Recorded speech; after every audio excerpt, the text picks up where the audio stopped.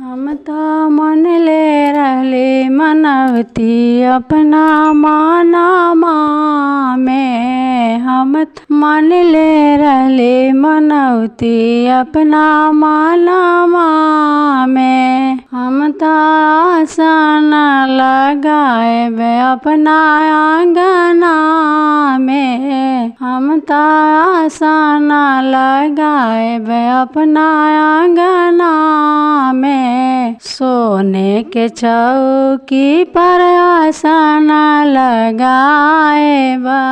सोने के चौकी पर आसन लगाएब। आसन लगाएब शिव गुरु के बोलाएब। आसन लगाएब शिव गुरु के बोलाएब।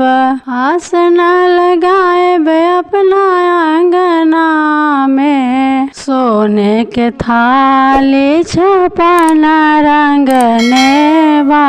सोने के थाली छपन रंगने बा।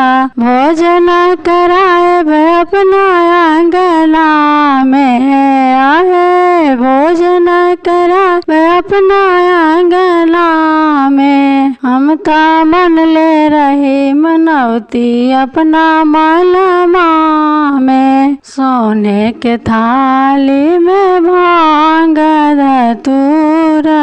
सोने के थाली में भांग धतूरा। भोजन कराएब अपना गुरु के।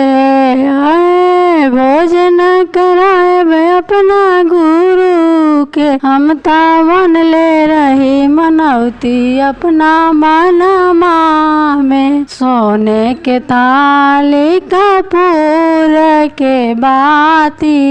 सोने के थाली कपूर के बाती। आरती उतारब अपना आंगना में। आरती उतारब अपना आंगना में। हम तो मन ले रही मनवती अपना मानमा में। हम तो मन ले रही मनवती अपना मानमा।